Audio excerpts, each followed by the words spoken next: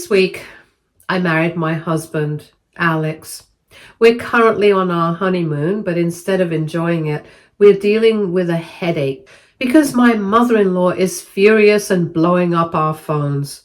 So here I am on Reddit looking for advice. The story will make more sense if I start by first talking about my father and the kind of person he was. To put it simply, he was never really there for me. He was the kind of man who made promises he never kept, who chose his own selfish desires over his family time and time again. Throughout my life, he was more of a burden than a parent. He had multiple affairs, betraying my mother in the worst possible way, not just with strangers, but with her closest friends. He left her heartbroken, humiliated, and struggling to keep things together while he continued to live recklessly. On top of being unfaithful, he was terrible with money. He never planned for the future, never put anything aside for emergencies or for me. Instead, he spent whatever little he had on gambling, throwing away any chance at stability. At one point, he even went so far as to steal from my mother, taking the money she had worked so hard to save, and he gambled it all away without a second thought. If that wasn't bad enough, he also had a violent streak. One time, he beat up someone at the bar so severely that he went to prison for a while. Because of everything Dad did, I never felt any kind of bond with him. There was no love, no trust, nothing that a father and child should have between them. The only real parent I had was my mother. She was everything to me, my role model, my best friend, the one person I knew I could always count on. She worked tirelessly to make sure I had a good life, picking up the pieces every time my father made a mess. I loved her more than anything in the world, and she was the only one who truly mattered to me. But life can be cruel. Just when I was about to graduate high school, my mother passed away. I lost the only parent I had ever truly known, the only person who had ever made me feel safe and loved. And what made it even harder was that I never even got the chance to share one of the biggest moments of my life with her. I had been accepted into my dream college, something she had always encouraged me to work towards. But she was gone before I could tell her, before I could see the pride in her eyes. And that thought still haunts me to this day.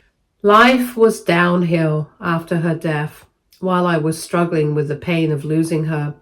My dad didn't seem to care at all. He never mourned her, never shed a tear, never showed even the slightest sign that he had lost someone important. Instead, all he cared about was the money he was going to inherit. He assumed he would inherit everything she owned, as if he was entitled to it, despite all the ways he had hurt her. But my mom, being the smart and strong woman she was, had made sure that wouldn't happen. She had legally left her car and all the money in her bank account to me. That decision saved me, but it infuriated my father. He did get to keep the life insurance payout, which was already a huge sum of money, but that wasn't enough for him. He believed he deserved more. He actually thought I would just hand over everything my mother had left me, like it was his right to take it. But I wasn't that naive. I knew exactly who my dad was, and I knew what he would do if I gave him a single penny. He would gamble it away, just like he had done with every other bit of money he had ever gotten his hands on. So I refused. I stood my ground and kept what my mom had left for me, knowing that it was what she had wanted. By the time I moved out for college, my dad had already moved on with his life. He had a new, much younger girlfriend, someone who probably had no idea what kind of man he truly was. And once moved out, I realized that I had no reason to keep him in my life anymore. I pretty much cut off all communication with him because every time he called me, it was never to ask how I was doing or to offer any kind of support. No, the only reason he ever reached out was to beg for money. Can you imagine that? A grown man, a father, constantly asking his own daughter for money? It was pathetic. It made me realize even more that I had made the right decision by keeping my distance. I had lost my mother, the only real parent I had ever had, and I was completely on my own. But even so, I would rather struggle alone than let him drag me down with him. After cutting my dad off, I knew I had to become completely independent. I started working at a food joint while in college, earning my own money so that I wouldn't have to rely on anyone. I worked long hours, sometimes juggling shifts between classes, but I didn't mind. Every dollar I saved made me feel stronger, like I was taking control of my own life, something my father had never done for himself. I also made a promise to myself. I would never contact him again. But of course, my dad wasn't the type to just disappear. Over the years, he kept trying to get back into my life, especially after I graduated and landed a proper job. It was clear that he didn't suddenly want to reconnect because he missed me. He just saw me as a source of money now that I had a stable income. Although I had blocked his number and ignored his attempts to reach out, I made one small mistake. I had put my job details on my LinkedIn profile. That was all he needed. One day, after finishing work, I walked out of my office building only to find him standing outside waiting for me. He was drunk with his shirt wrinkled, his hair messy and reeking of alcohol. The moment he saw me, he stumbled forward and started begging. He wanted me to loan him thousands of dollars, as if I just had that kind of money just lying around, as if I owed him anything, as if he had ever been there for me and ever supported me and ever done anything to earn my help. He needed that money to clear off his gambling debts. I refused without hesitation and told him that his debts were not my problem, but he didn't accept no for an answer. His begging turned into threats. He said that if I didn't give him the money, he would go to my boss and ask them for it. He was willing to embarrass me at my workplace, willing to humiliate himself if it meant getting what he wanted. But I wasn't intimidated. I looked him in the eye and told him firmly that if he so much as stepped into my office, I would make sure my boss called the police on him. I didn't want him anywhere near me, and I certainly didn't want him identifying himself as my father, because in my eyes, he wasn't one. He had never been a father to me, never helped my mom raise me, never acted like a real parent, and I wanted nothing to do with him. And I made that very clear before walking away. Dad wouldn't stop yelling. He was drunk, loud, and completely shameless. People walking by started to stare, and I felt humiliated.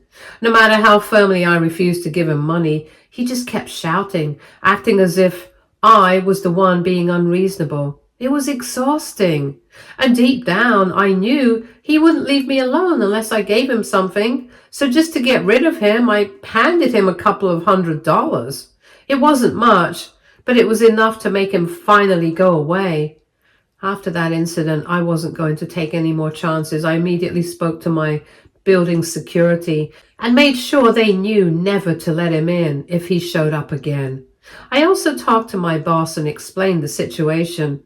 Thankfully, my boss was incredibly understanding and reassured me that if my dad ever tried to cause trouble at work, they would handle it.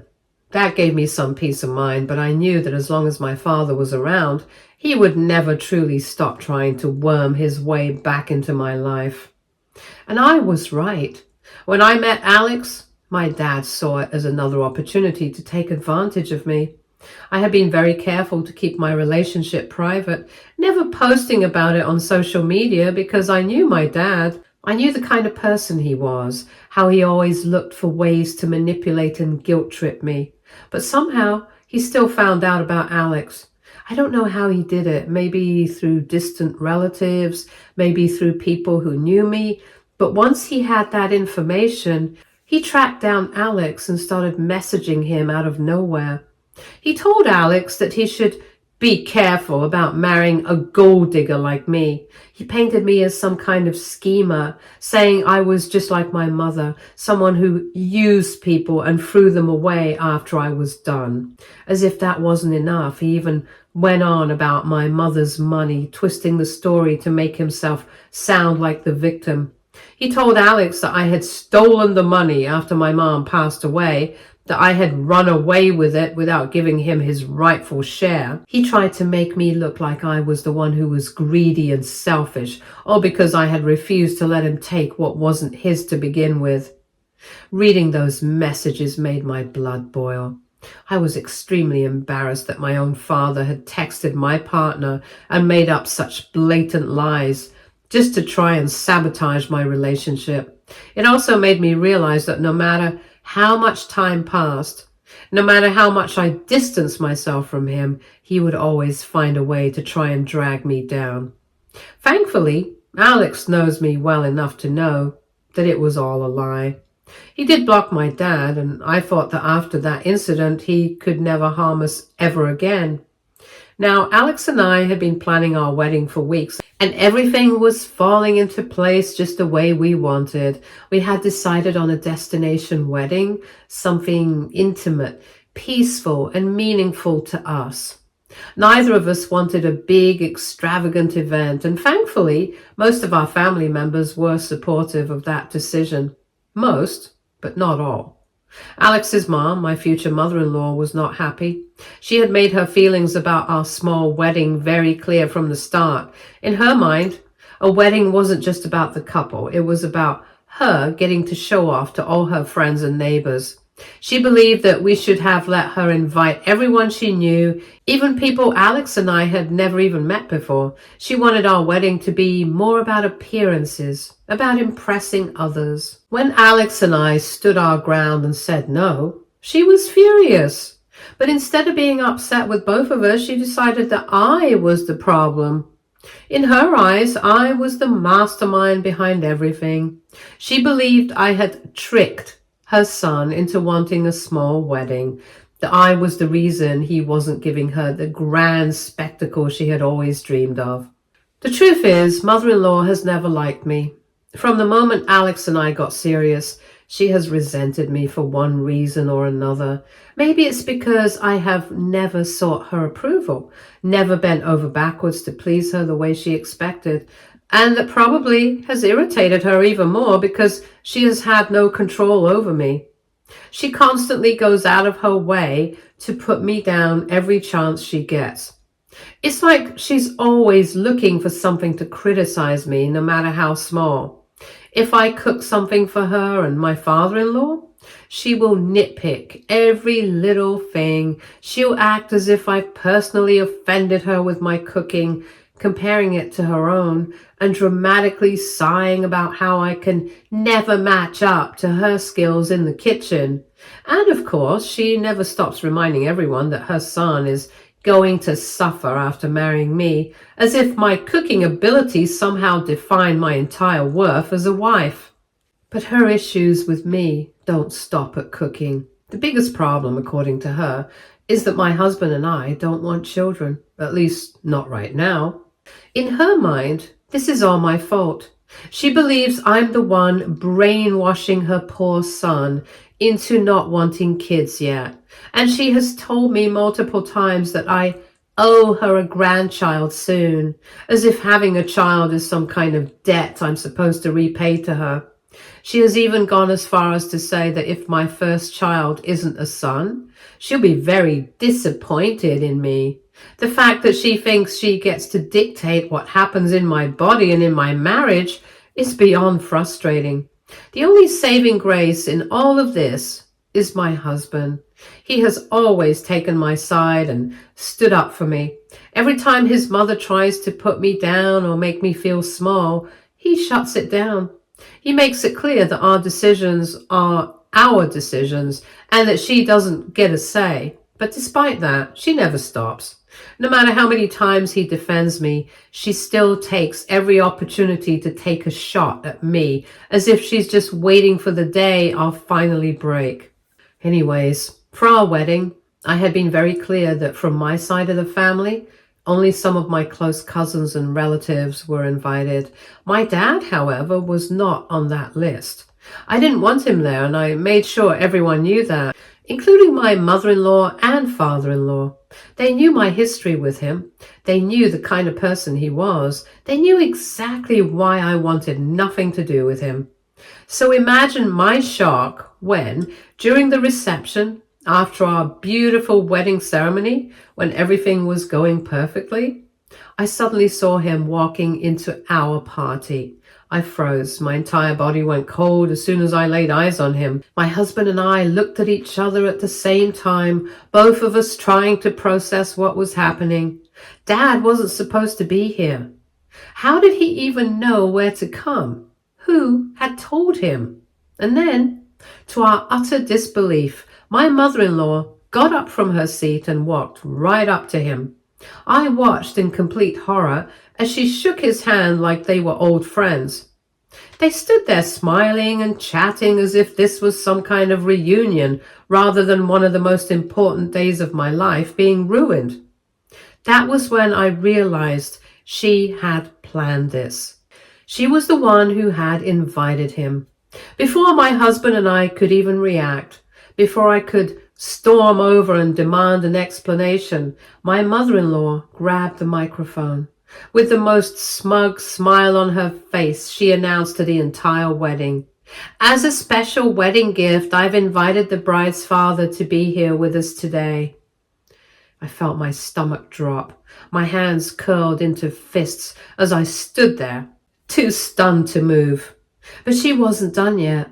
She then turned to me, her expression full of fake sympathy, and said, "I know you didn't want your father at your wedding, but I decided to invite him anyway because I truly hope that no matter how terrible the history is between the two of you, you will find it in your heart to forgive your father. After all, he is your only living parent, and you shouldn't alienate yourself from him." I felt pure rage boiling inside me as I glared at my mother-in-law. How dare she? She had no idea what this man had put me and my mom through, the betrayals, the heartbreak, the trauma that still lingered. She had no right to go behind my back and invite Dad to my wedding, the happiest day of my life, when all I wanted was a stress-free, joyful evening. I looked over at my husband and I could see the anger in his eyes. He was just as furious as I was. With a bright, self-satisfied smile, my mother-in-law handed the microphone to my dad. My heart stopped. Dad took the mic, thanked mother-in-law, and started speaking. He didn't start with an apology. He didn't acknowledge the years of pain or the hurt he had caused. Instead, he launched into a self-pitying rant about how difficult it had been for him after my mom died. He talked about how hard it was to be a single parent, as if he had actually been one. He talked as if he had actually raised me, cared for me, or done anything for me after Mom passed away. He then admitted in the most casual way that he had made some mistakes in life, but that he had matured over the years and regretted the way he treated me. He continued his speech, acting like some poor, misunderstood father. He told everyone that I had held on to my resentment for too long and that I needed to let things go in order for us to start afresh. That I was being stubborn for not forgiving him. And then came the final blow. He said that he had done his best to do everything right as a parent, that I should be grateful for all the sacrifices he had made for me, that instead of cutting him off, I should have been thankful and forgiving for all that he had done. I could barely hear anything else after that. My blood was pounding in my ears. The nerve, the absolute gall of this man to stand there on my wedding day in front of all my loved ones and rewrite history as if I owed him anything. I looked at my mother-in-law, who was watching with a smug, satisfied look on her face, as if she had just done something wonderful. That was when I knew this wasn't just about my dad. She had done this to humiliate me, to put me in my place. Dad went on to announce that all he hoped for was that for my wedding day, I would leave all my hate behind and become a better person by forgiving him and making him a part of our lives from now onwards, as he would love to get to know me and my husband better. At that moment, before I could even process what was happening, my husband got up from his seat.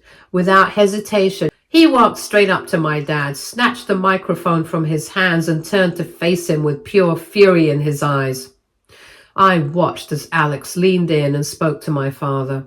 I couldn't hear what he said, but whatever it was, it made my dad's face shift from smug confidence to shock. And then, loud enough for everyone to hear, my husband announced that my father needed to leave our wedding immediately. The room went silent. My dad stood there, clearly taken aback. It was as if he had genuinely expected my husband and me to just embrace him, to welcome him back with open arms after all these years.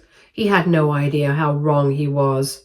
But of course, he didn't leave right away. He tried to argue, saying something about how he deserved to be present for his daughter's wedding.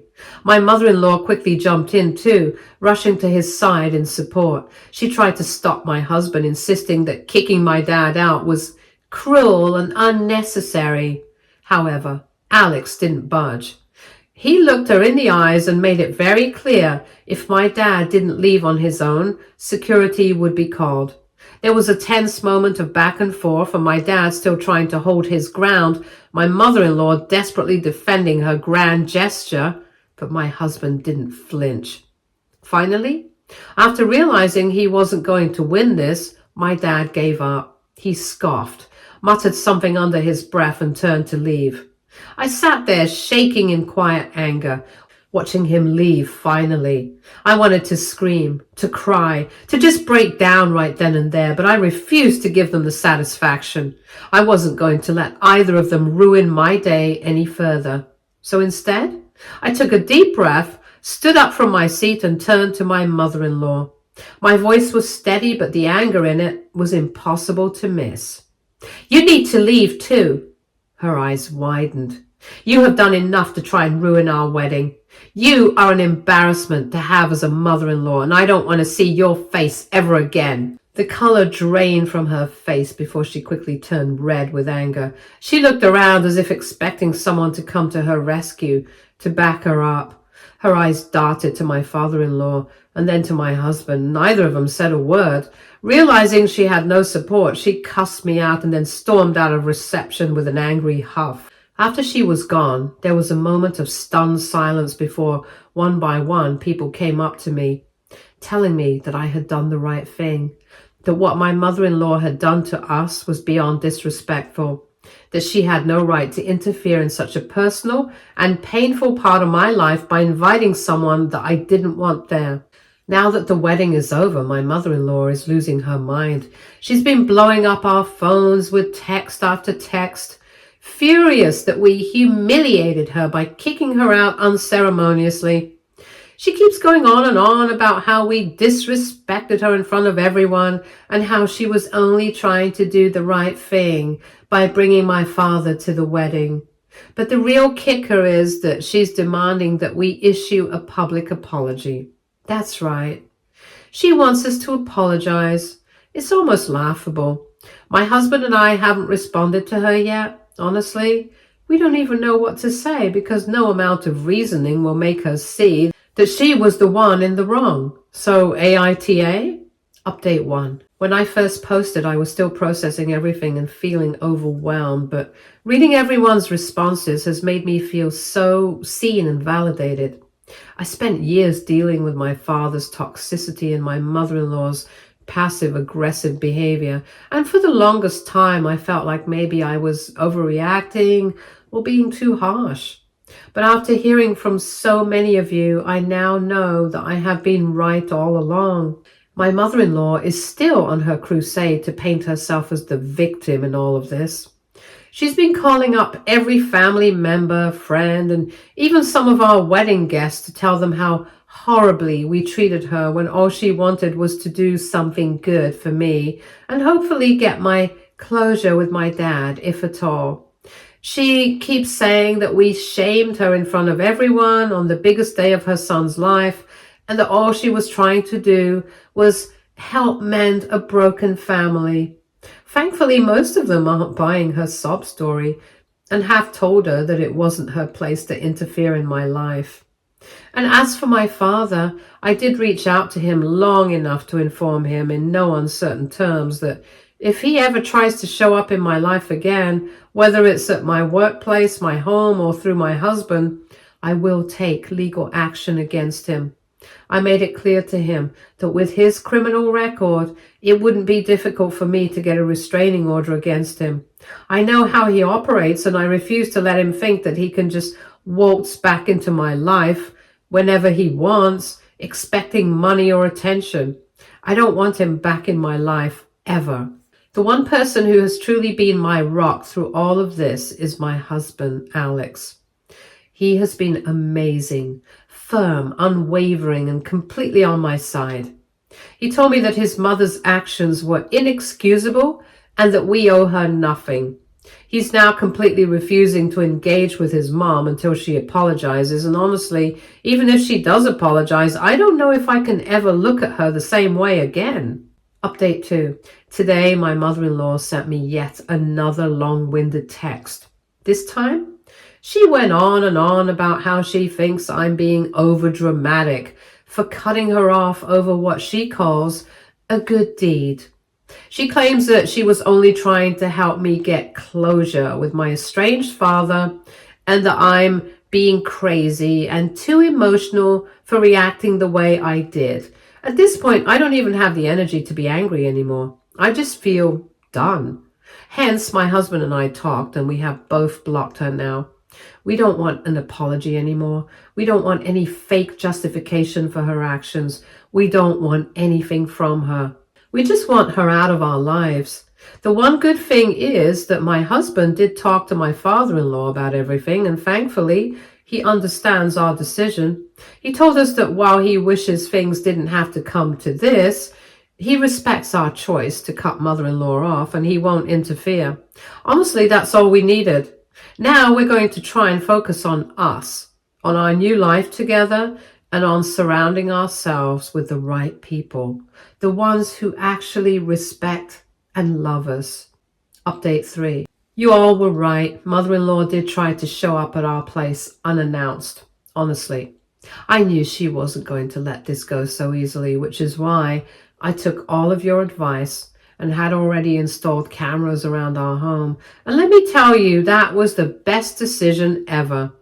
When she showed up, I didn't even bother opening the door. I just sat back and watched through the camera as she completely lost it. She yelled, screamed, banged on the door to make me face her. It was honestly hilarious, like watching a toddler throw a tantrum in the middle of a grocery store because they didn't get the toy they wanted.